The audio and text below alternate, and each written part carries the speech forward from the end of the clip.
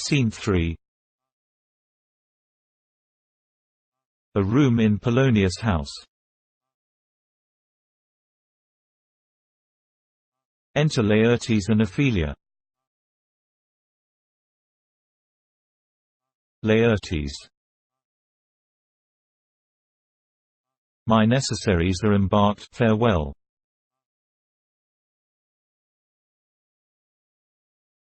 And, sister, as the winds give benefit and convoy is assistant, do not sleep, but let me hear from you.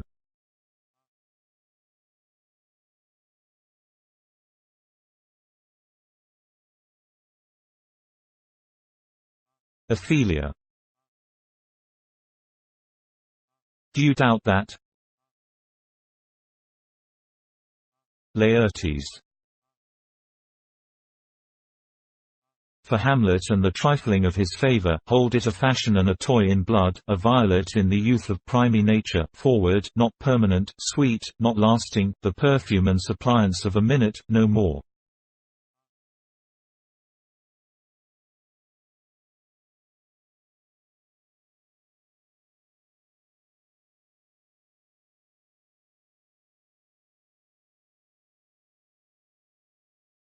Ophelia. No more but so. Laertes. Think it no more.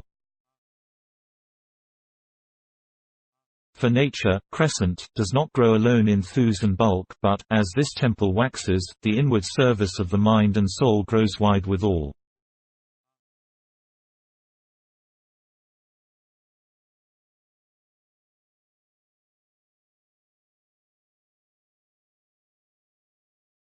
Perhaps he loves you now, and now no soil nor cortle doth besmirch the virtue of his will, but you must fear, his greatness weighed, his will is not his own.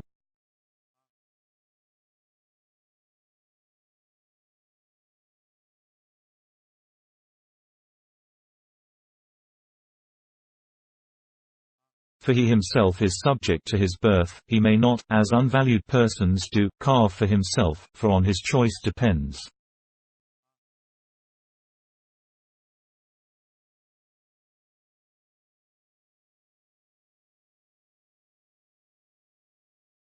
The safety and health of this whole state.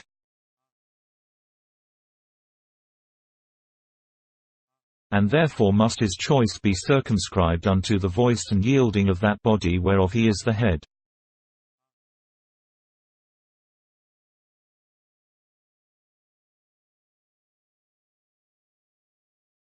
Then if he says he loves you, it fits your wisdom so far to believe it as he in his particular act and place may give his saying deed.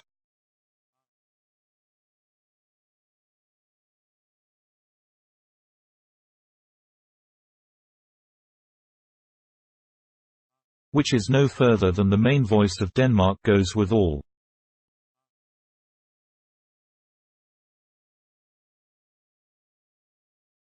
Then weigh what loss your honour may sustain, if with too credent ear you list his songs, or lose your heart, or your chaste treasure open to his unmastered importunity.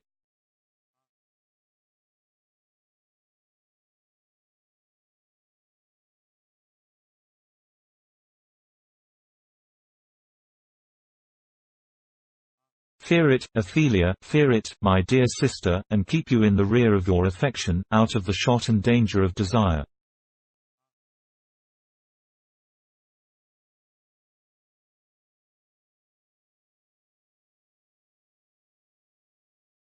The chariest maid is prodigal enough, if she unmask her beauty to the moon.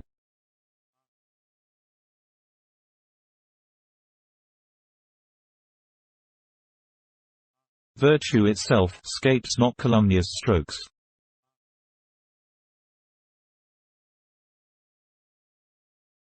The canker galls the infants of the spring, too oft before their buttons be disclosed, and in the morn and liquid dew of youth contagious blasphements are most imminent.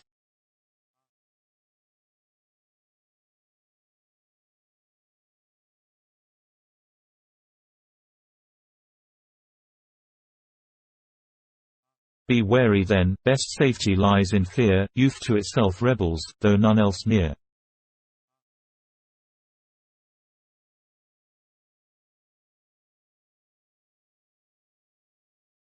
Ophelia. I shall the effect of this good lesson keep, as watchman to my heart.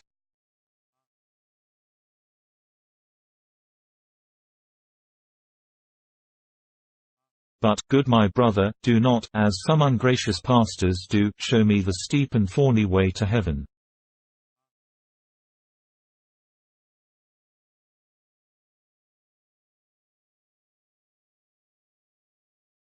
Whiles, like a puffed and reckless libertine, himself the primrose path of dalliance treads, and recks not his own reed.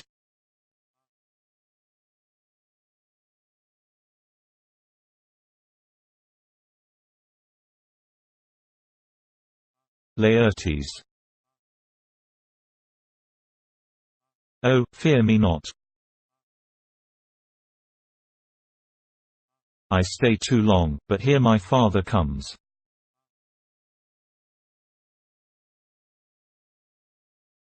Enter Polonius.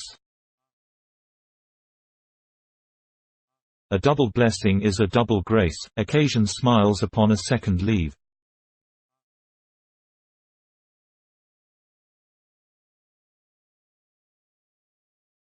Lord Polonius.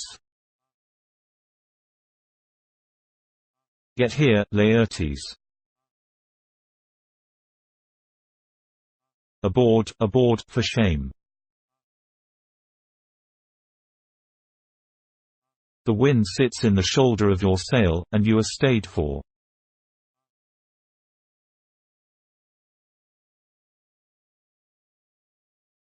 There, my blessing with thee. And these few precepts in thy memory see thou character.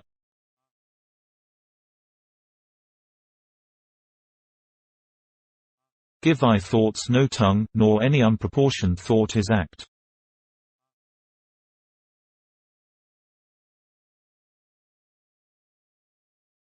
Be thou familiar, but by no means vulgar.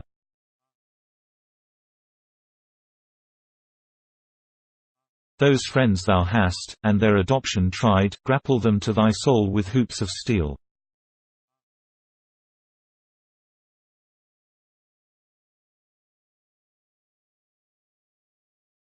But do not dull thy palm with entertainment of each new hatched, unfledged comrade.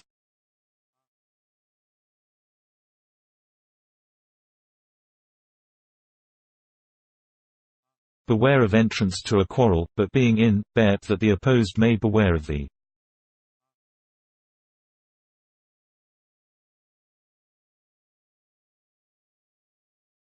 Give every man thy ear, but few thy voice, take each man's censure, but reserve thy judgment.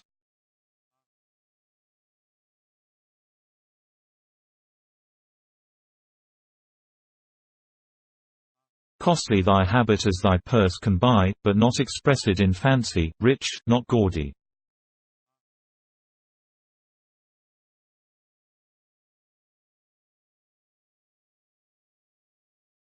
For the apparel oft proclaims the man, and they in France of the best rank and station are of a most select and generous chief in that.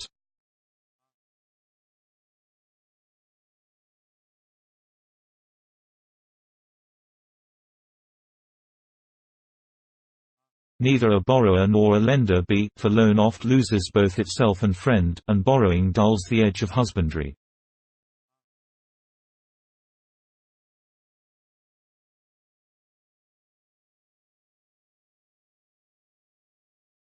This above all, to thine own self be true, and it must follow, as the night the day, thou canst not then be false to any man.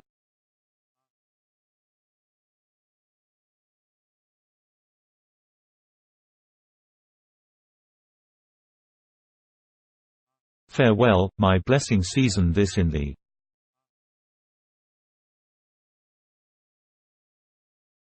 Laertes. Most humbly do I take my leave, my lord.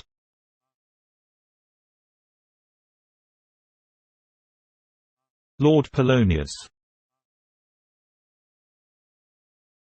The time invites you, go, your servants tend.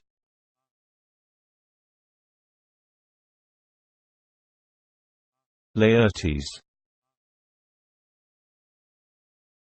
Farewell, Ophelia, and remember well what I have said to you.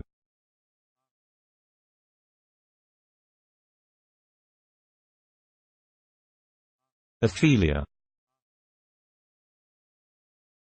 Tis in my memory locked, and you yourself shall keep the key of it.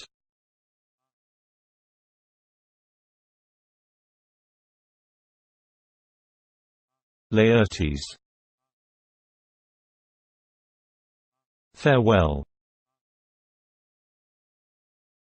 Exit. Lord Polonius. What is't, Ophelia, he hath said to you?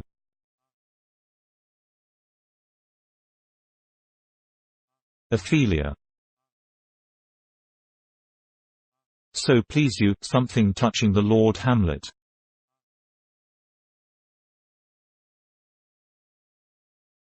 Lord Polonius. Marry, well bethought, 'tis told me, he hath very oft of late given private time to you.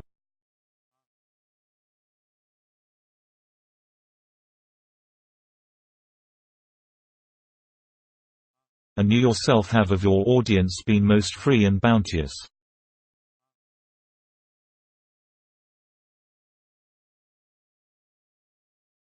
If it be so, as so 'tis put on me, and that in way of caution, I must tell you, you do not understand yourself so clearly as it behoves my daughter and your honor.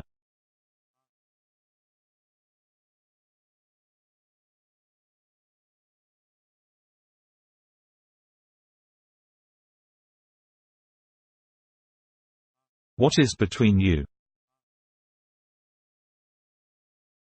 Give me up the truth. Ophelia. He hath, my lord, of late made many tenders of his affection to me.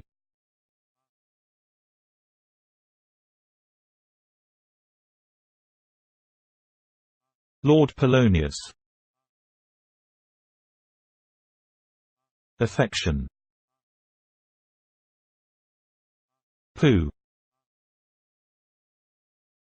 You speak like a green girl, unsifted in such perilous circumstance.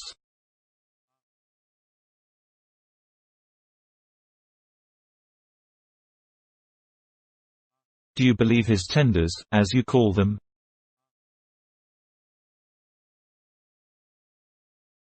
Ophelia. I do not know, my lord, what I should think.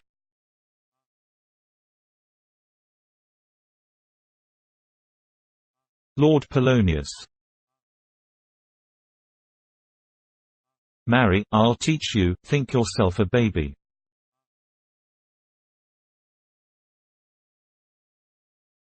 That you have tar in these tenders for true pay, which are not sterling.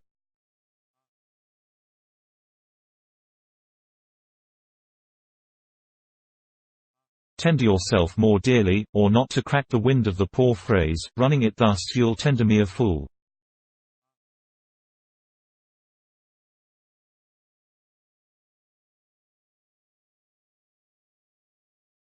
Ophelia. My lord, he hath importuned me with love in honourable fashion.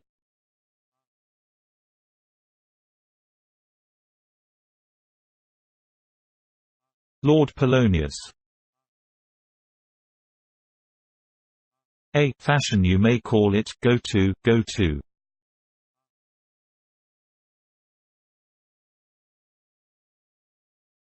Ophelia. And hath given countenance to his speech, my lord, with almost all the holy vows of heaven.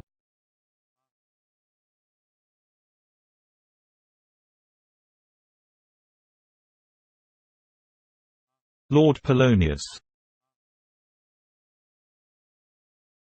A springes to catch woodcocks.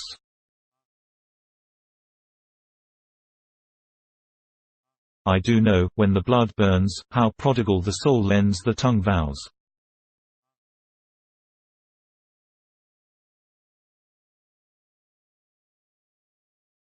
These blazes, daughter, giving more light than heat, extinct in both, even in their promise, as it is a making, you must not take for fire.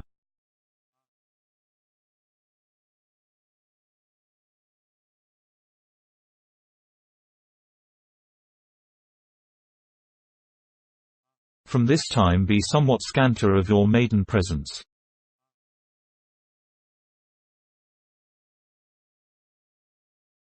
Set your entreatments at a higher rate than a command to parley.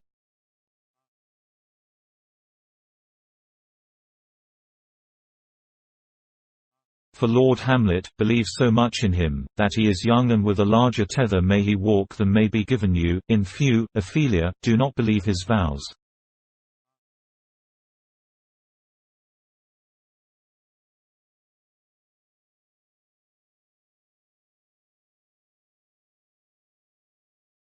For they are brokers, not of that dye which their investments show, but mere implorators of unholy suits, breathing like sanctified and pious bawds, the better to beguile.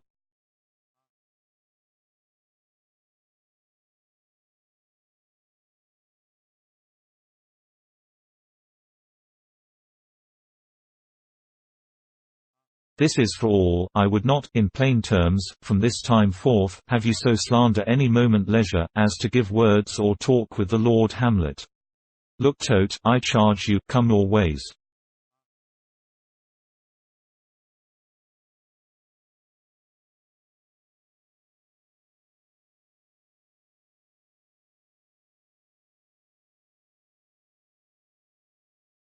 Ophelia.